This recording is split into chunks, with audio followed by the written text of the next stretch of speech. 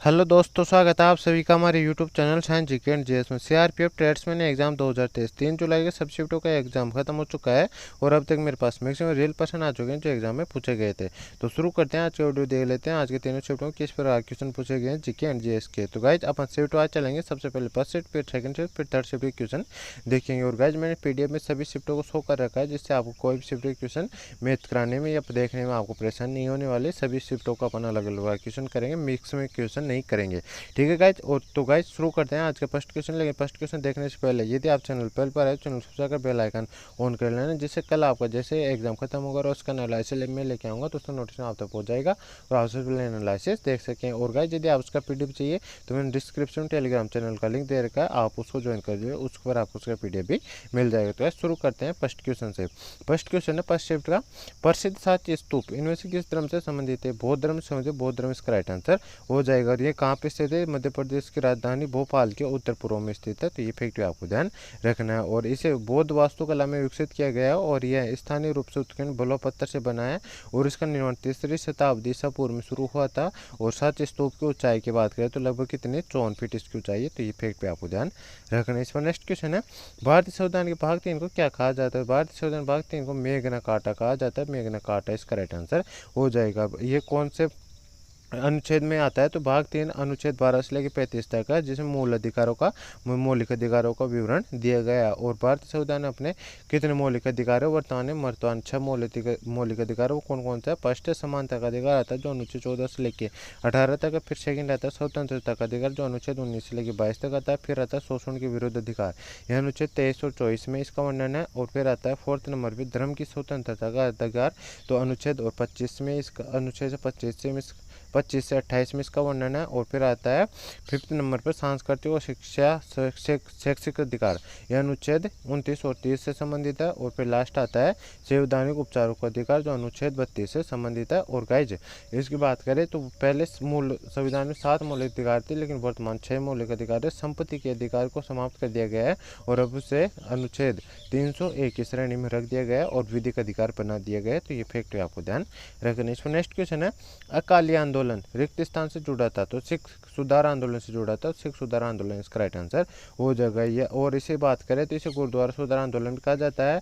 और यह आंदोलन 1920 से 1920 के 25 के बीच सक्रिय था और आंदोलन शुरुआत सिंह सभा की राजनीति शाखा अकाली दल ने की थी।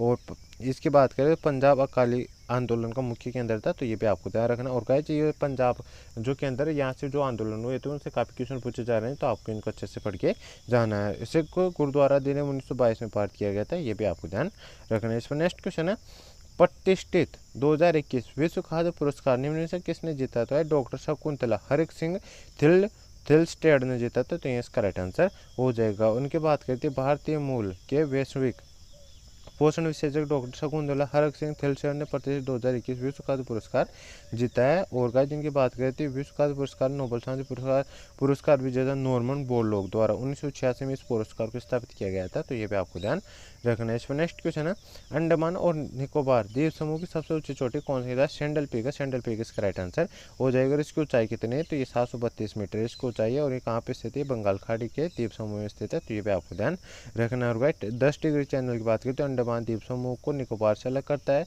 और 8 डिग्री चैनल मिनिकोय को मालदीव से अलग करता है। तो ये भी आपको ध्यान रखना है। इस पर नेक्स्ट क्वेश्चन है, 2011 की जनगणना के अनुसार जिस राज्य में साक्षरता का न्यूनतम % है वह है रिक्त स्थान है, वह बिहार है। बिहार इसका राइट आंसर हो जाएगा। इसमें कितने % है? तो 73.7% है। तो ये इसका राइट आंसर हो जाएगा। 2011 जनगणना के अनुसार उत्तम साक्षरता दर की बात करें 93.9% केरल की है। और उसके बाद मिजोरम की आती है 91.6%। ये भी आपको ध्यान रखना है। इसके बाद बात करें, नेक्स्ट क्वेश्चन है अपना, चंदेर के युद्ध, चंदेर का युद्ध किस वर्ष हुआ था? तो ये 1528 में, तो 1528 का राइट आंसर हो जाएगा। और 1528 में चंदेर के युद्ध में बाबर ने राजपूतों को हराया था। तो ये फैक्ट आपको ध्यान रखना है।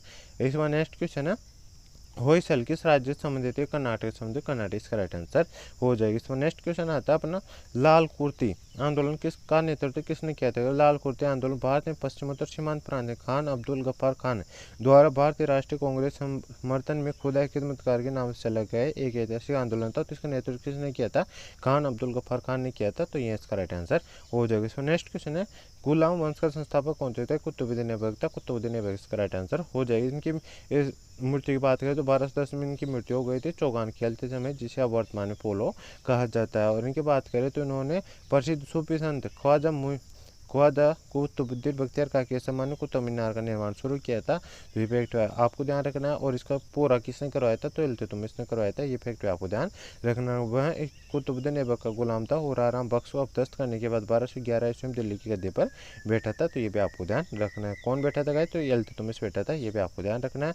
और इनकी बात करते हैं उन्हें दिल्ली सल्तनत के वास्तविक संस्थापक के रूप में जाना जाता है। किसे जाना जाता है? इल्तुतमिश को जाना जाता है। ये फैक्ट आपको ध्यान रखना है। और इल्तुतमिश ने इसका निर्माण को पूरा कराया था, कुतुब मीनार के निर्माण को पूरा करवाया था। जिनकी बेटी का नाम बात करें तो इल्तु रजिया सुल्तान था, जो 1236 में दिल्ली की गद्दी पर बैठी थी और ये प्रथम मुस्लिम महिला शासिका थी जो सुल्तान बनने वाली महिला थी। ये भी आपको ध्यान रखना है। इसमें नेक्स्ट क्वेश्चन था आँख का पर्यायवाची शब्द क्या है? तो भाई आँख का पर्यायवाची शब्द होता है आँख, नेत्र, नयन, चक्षु, लोचन, अक्सी, नजर, अक्स। इनमें से जो भी ऑप्शन में आया होगा अपना राइट आंसर हो जाएगा। एक क्वेश्चन पूछा गया था डोलु कुन्नीथा किस राज्य का नृत्य है? तो डोलु कुन्नीथा कर्नाटक का एक प्रमुख ढोल नृत्य है। तो ये इसका राइट आंसर हो जाएगा। तो गाइज और गाइज एक और क्वेश्चन है उद्यति शब्द का पर्यायवाची शब्द क्या है होगा? तो गाइज उद्यति शब्द का पर्यायवाची शब्द की बात करें तो समुद्र का पर्यायवाची शब्द होता है, तो समुद्र इसका राइट आंसर हो जाएगा। और इसके और पर्यायवाची शब्द की बात करें सागर, जलधि, सिंधु, रत्नाकर, नीर नदी, प्योदी, नदीस, नीरदी, वारिधि, अर्णव, उदधि, पयोनिधि, जलधाम, वारिस, पारावर, अवधि।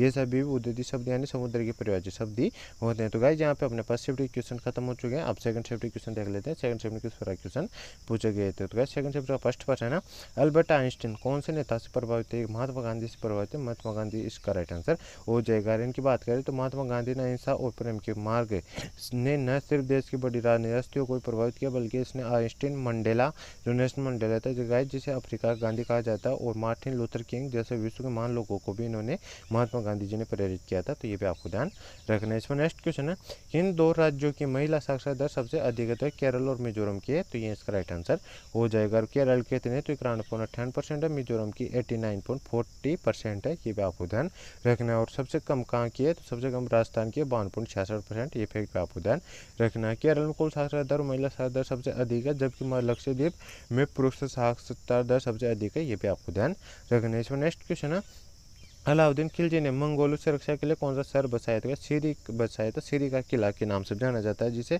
वो सीरी शहर का लोकप्रिय रूप से सीरी किले के रूप में जाना जाता है, जिसे अलाउद्दीन खिलजी ने कब दिल्ली में मंगोल आक्रमण से शहर की रक्षा के लिए इसका निर्माण करवाया था। सीरी किला 1303 ईस्वी के आसपास निर्मित मध्यकालीन दिल्ली के 7 शहरों में से दूसरा था। वह दिल्ली का 13वां सुल्तान था। कौन था? जो अलाउद्दीन खिलजी था दिल्ली का 13वां सुल्तान था, और जो अलाउद्दीन खिलजी का यह उत्तराधिकारी था।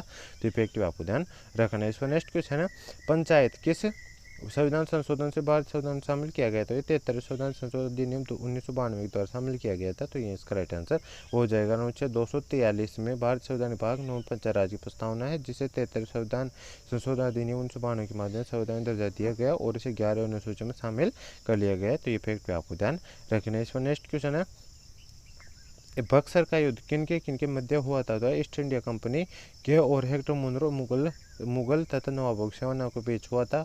और बक्सर का युद्ध 1764 में हुआ था। हेनरी मुख्तरो के नेतृत्व वाली ब्रिटिश इंडिया कंपनी की सेना और शाह आलम द्वितीय, शुजा-उद-दौला जो अवध के नवाब थे और मीर कासिम बंगाल के नवाब थे की संयुक्त सेना के बीच लड़ा गया था। और इसकी बात करें 1765 में कंपनी की जीत और शाह आलम द्वितीय के आत्मसमर्पण के साथ इस लड़ाई का समाप्त हो गया था। तो ये फैक्ट आपको ध्यान रखना है। नेक्स्ट क्वेश्चन है इनमें से कौन सा किराना घराने संबंधित व्यक्ति है? तो है किराना घराने संबंधित व्यक्ति की बात करें तो किराना घराने का नाम उत्तर प्रदेश के मुजफ्फरनगर जिले के एक तहसील कस्बा किराना जो कि अब जिला शामली में है से हुआ माना जाता है। और अब्दुल करीम खान शास्त्रीय संगीत की किराना घराने के संस्थापक थे। तो ये अब्दुल करीम खान इसका राइट आंसर हो जाएगा। इस पर नेक्स्ट क्वेश्चन है नीना गुप्ता को दिसंबर 2021 में किस पुरस्कार से सम्मानित किया गया है? तो यह रामानुजन पुरस्कार सम्मानित किया गया है।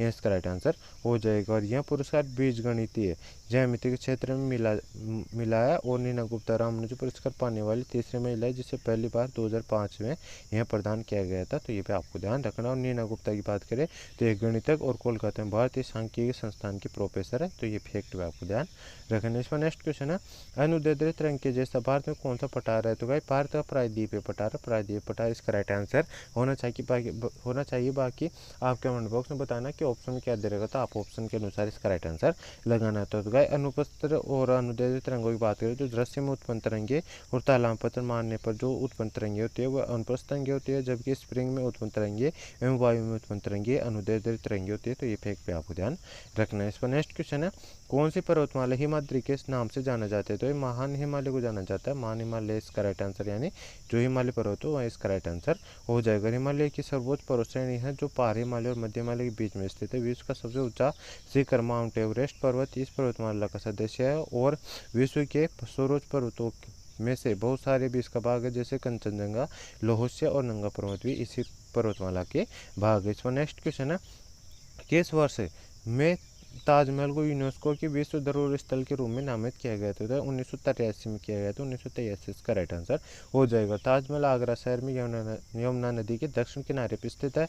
यह मुगल सम्राट शाहजहां के शासनकाल के तहत बनवाया गया था 1648 में। ये फैक्ट पे आपको ध्यान रखना है। और काकतीय रुद्रेश्वर परामुखा मंदिर तेलंगाना में स्थित है, जिसे 2021 में विश्व धरोहर सूची में शामिल किया गया था। धोलावीरा को भी 2021 में शामिल किया गया था, जो हड़प्पा शहर गुजरात में स्थित है। और फतेह सीकरी को 1986 में शामिल किया गया था और आगरा किला को 1983 में शामिल किया गया था। तो ये फैक्ट आपको ध्यान रखना। इस पर नेक्स्ट क्वेश्चन पूछा गया था, यमुना का पर्यायवाची शब्द क्या है?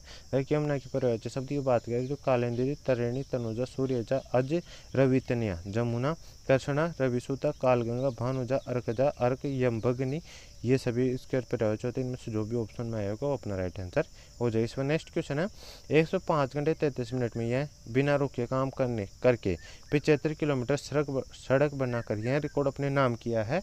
यह कार्य किस हाईवे पर किया गया है? तो ये नेशनल हाईवे 53 पर महाराष्ट्र के अमरावती के अलोका के बीच 75 किलोमीटर बिटुमेंस कंक्रीट सड़क पर NHAI ने यह रिकॉर्ड अपने नाम से किया है। तो कई नेशनल हाईवे 53 इसका राइट आंसर हो जाएगा। और इसमें बात करें कतर ने इससे पहले जो रिकॉर्ड था ये सड़क बनाने का किसके था?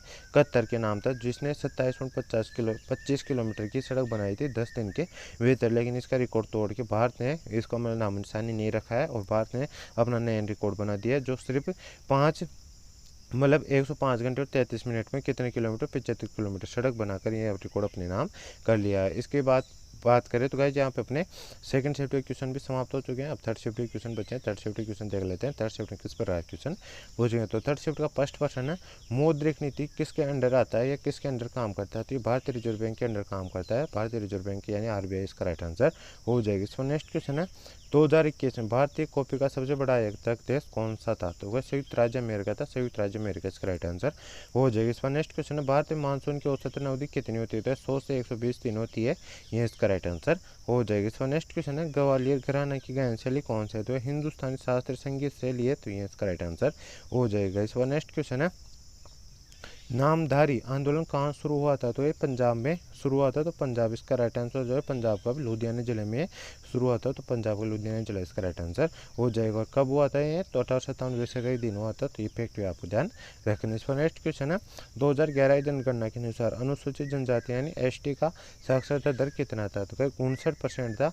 59% इसका राइट आंसर हो जाएगा। 2001 में कितना था? 47.1% था, जो बढ़कर 2011 में 59% हो गया है। तो ये फैक्ट भी आपको ध्यान रखना। इस पर नेक्स्ट क्वेश्चन है, भारत का ओल्ड मैन किसे कहा जाता है? दादाभाई नौरोजी को कहा जाता है। दादाभाई नौरोजी इसका राइट आंसर हो जाएगा। और इनकी बात करें जन्मदिन, जिनका जन्म 4 सितंबर 1825 को आता और मृत्यु 30 जून 1917 को हुई थी। तो ये फैक्ट भी आपको ध्यान रखना। और ये ब्रिटिश कालीन भारत के एक पारसी बुद्धिजीवी, शिक्षा शास्त्री, कपास के व्यापारी तथा आरंभिक राजनीतिक एवं राजनीतिक सामाजिक नेता थे। उन्हें भारत का पुरुष great grand old man of India कहा जाता है। तो ये फैक्ट भी आपको ध्यान रखना। और 1892 से 1895 तक ये यूनाइटेड किंगडम के हाउस ऑफ कॉमन्स के सदस्य यानी MP भी रहे थे। तो ये फैक्ट भी आपको ध्यान रखना है।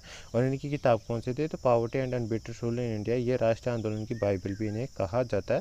तो ये फैक्ट भी आपको ध्यान रखना है। इस पर नेक्स्ट क्वेश्चन है, गणपति पूजन महाराष्ट्र में किसने शुरू किया था? तो गणेश उत्सव की शुरुआत 1892 में लोकमान्य बाल गंगाधर तिलक ने की थी। तो लोकमान्य बाल गंगाधर तिलक इसका राइट आंसर हो जाएगा। इस बार नेक्स्ट क्वेश्चन है, सौर मंदिर किस शैली में बना है? तो गाइस इसकी बात करें 7वीं शताब्दी के दौरान निर्मित सौर मंदिर द्रविड़ शैली में निर्मित सबसे पुराना दक्षिण भारतीय मंदिरों में से एक है, तो द्रविड़ शैली इसका राइट आंसर हो जाएगा। इसका नेक्स्ट क्वेश्चन है, और गाइस इसका निर्माण किसने करवाया था? पल्लव वंश के नरसिंह वर्मन द्वितीय ने करवाया था इसका निर्माण। तो ये फैक्ट आपको ध्यान रखना। इसमें नेक्स्ट क्वेश्चन, प्रस्तावना में समाजवादी पंथ निरपेक्ष शब्द कब जोड़ा गया था? तो 42वां संविधान संशोधन अधिनियम 1976 के द्वारा जोड़ा गया था।